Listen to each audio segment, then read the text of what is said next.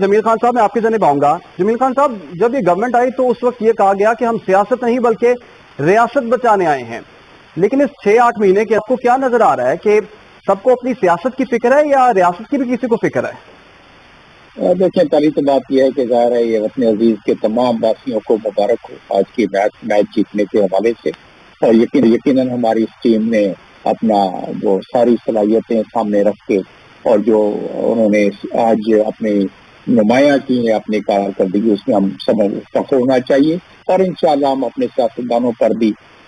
کہیں نہ کہیں کسی نہ کسی دن ضرور فخر کریں گے، ہم چاہے وہ کسی پارٹی سے بھی تعلق رکھتے ہوں. ہمیں دیکھنا یہ چاہیے کہ جہاں روشنی کی کمی ہو وہاں ہمیں کچھ ایک دیا اور ایک چراغ جلا دینا چاہیے، جیسے آج ہماری ٹیم نے جو ایک دیا اور ایک چراغ جلا کے کوئی ہوا کا ٹھنڈا جھونکا اس قوم کے حوالے کیا ہے. اب آ جاتے ہیں کہ جو معیشت کی حالات مخدوش ہیں اور جو 6 مہینے میں جو حکومت وقت نے کیا کیا ہے. دیکھیے، یہ بات ساری ہوتی ہے ڈائریکشنز کی. جو اس وقت پوری دنیا میں گلوبلی ہمارے حالات پوری دنیا کے چل رہے ہیں، اس میں ظاہر ہے کہ اکانومی بڑی مخدوش ہوتی جا رہی ہے پوری دنیا کی، اور ہمارے جیسے جو مڈل انکم کنٹریز ہیں جیسے پاکستان ہے، اور خاص طور پر پاکستان جبکہ سیلاب وہاں آ چکا، اور جبکہ وہاں سیلاب کے بعد ہمیں اور زیادہ ہمارے ساتھ پرابلم رہی معیشت کے لحاظ سے. 30 بلین ڈالر کا جو تخمینہ لگایا ہے اقوام متحدہ نے بھی اور ہماری اپنی حکومت نے بھی. تو یہ تمام چیزوں کا اگر پریشر دیکھا جائے تو ہمیں کوئی بہت زیادہ اس پہ امید نہیں رکھنی چاہیے ایسے حالات میں دنیا کے. لیکن ہمارے ہاں جو ہمیں شکایت ہے اپنے حکمرانوں سے اور اپنے سیاستدانوں سے، وہ شکایت اس ملک کے قوم اور اس ملک کے عوام کو یہ ہے کہ ہم جو پولیٹیکل انسٹیبلٹی آ گئی ہے اس ملک میں، وہ ایک ایڈیشنل فیکٹر ہماری اکانومی کو جو مخدوش کر رہا ہے. یہ عام نقطہ ہے. میں اس پہ چاہوں گا آپ سے ایک اور سوال بھی میں کروں، وہ یہ کہ 2014 میں جب لانگ مارچ چل رہا تھا اس وقت چائنیز پریزیڈنٹ کا دورہ منسوخ ہو گیا تھا، التبا کا شکار ہو گیا تھا اور وہ نہیں آئے تھے. تو کہا گیا کہ ملک کی معاشی صورتحال بدل سکتی تھی، اگر وہ آ جاتے تو کچھ اور بھی پاکستان کے لیے بہتری ہو سکتی تھی. اب محمد بن سلمان بھی یہ نومبر کے تیسرے ہفتے کے آخر میں آنے کا ارادہ رکھتے ہیں، تو لانگ مارچ بھی چل رہا ہوگا. سیاسی عدم استحکام کی وجہ سے اگر یہ دورہ بھی متاثر ہو جاتا ہے تو اس کا نقصان پھر کون بھرے گا؟ میں سمجھتا ہوں کہ جو ہمارے سیاستدان ہیں جس میں عمران خان ظاہر ہے وہ بھی اپنی پارٹی کے چیئرمین اور ان کی ایک بہت بڑی فالوئنگ ہے اس ملک میں سمجھتا ہوں کہ ان کو بھی اس چیز کا احتمال ہوگا کہ اگر یہ لانگ مارچ کی وجہ سے محمد بن سلمان کے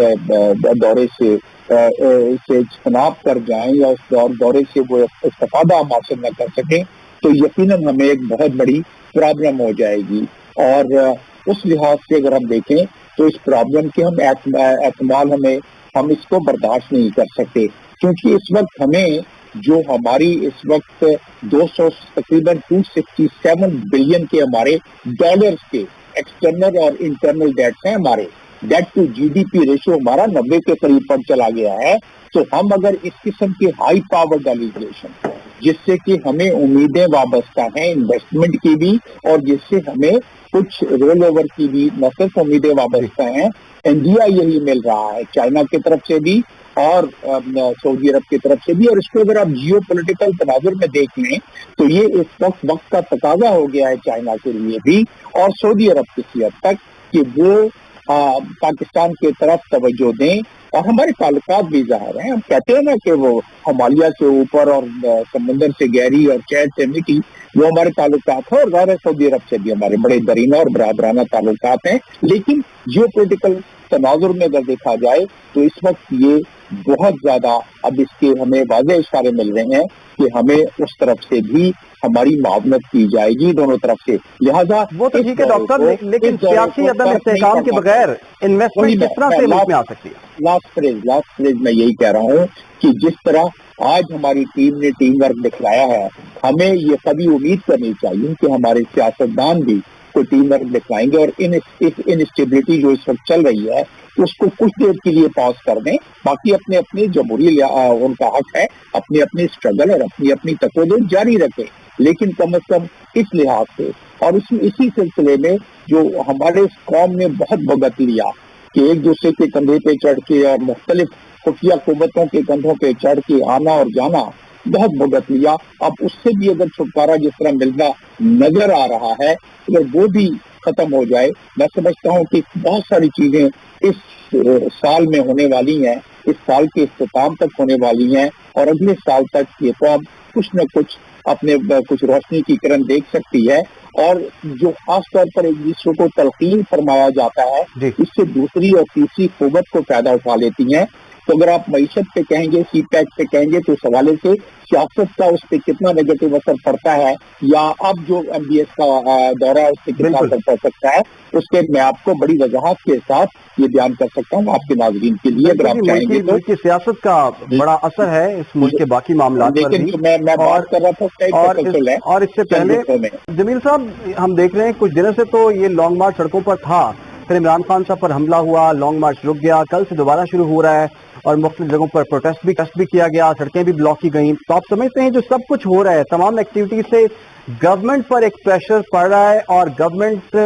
کیا پھر عمران خان صاحب کے مطالبات مان سکتی ہے؟ اس لانگ مارچ سے آپ کو لگتا ہے مقاصد حاصل ہو سکتے ہیں خان صاحب کو؟ دیکھیں، اس کے مقاصد تو اتنے خطرناک بھی ہو سکتے ہیں کہ جس کا تصور نہیں لگایا جا سکتا ہے. اس کے ریزلٹس، مقاصد تو خیر اچھے بھی ہو سکتے ہیں، جو اس کے ریزلٹس نکل سکتے ہیں جو غیر دانستہ طور پر بھی ایسے نقصانات ہو سکتے ہیں جن نقصانات پہ ہم متحمل نہیں ہو سکتے. کل سے اللہ خیر کرے، ایک جمہوری حق استعمال ہو رہا ہے، یقیناً جمہوری حق کے تحت دوبارہ وہ جلوس جلسے نکالے جا رہے ہیں. لیکن دیکھیں، اس میں جو پہلے اتنا بڑا نقصان ہو گیا، ایک پارٹی کے سربراہ کو جو زخمی ہوئے ہیں اور ان کے قاتلانہ حملہ ہوا ہے، ابھی اس کی تفتیش باقی ہے. ایک معصوم جان چلی گئی معظم نواز کی، اس کا کوئی ذکر ہی نہیں ہے، جس سے کہ لوگ سوال کر رہے ہیں کہ بھئی یہ کیا ہوا، یہ کون، کس کی جان گئی. وہ کہتے ہیں نا کہ اے رہبر ملک و قوم بتا، آنکھیں تو ملا نظریں تو اٹھا، کچھ ہم بھی سنے ہم کو بھی بتا، یہ کس کا لہو ہے کون مرا. تو اللہ خیر کرے کہ ہمارے حالات ٹھیک رہیں، کیونکہ دونوں طرف سے تیاریاں بڑی پوری ہیں. تو اس لحاظ سے جمہوری مقاصد کو جمہوری طریقے سے اگر حاصل کر لیا جائے تو بہتر ہے. اور دیکھیے، بنگلہ دیش جیسے ملک میں بھی جب بڑے سربراہان ان کو وزٹ کرتے ہیں تو اس دوران میں پاس دے دیا جاتا ہے. اس ملک میں بنگلہ دیش کو، جس کو ہم جس حساب سے بھی دیکھتے تھے، حقارت کی نظر سے دیکھتے تھے، آج وہاں اگر ایکسپورٹ کی کوئی گاڑی گزرنے لگے بندرگاہ کی طرف تو مجمع بڑے بڑے مجمع اس کو راستہ دے کے اور گزار دیتے ہیں. تو کاش کہ ہمارے پاس بھی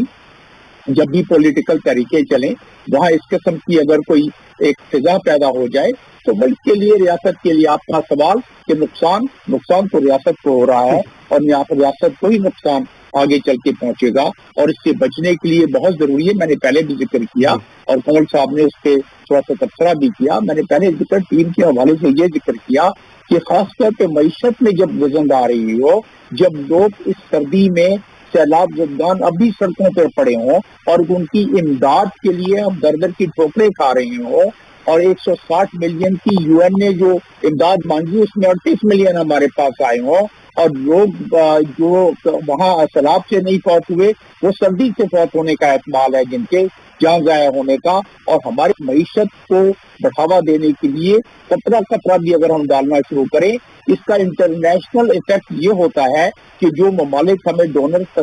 دینے والے ہیں امداد، وہ بھی اپنے ہاتھ پھینک لیتے ہیں کہ ملک پہ ویسی اسٹیبلٹی نہیں ہے. یہ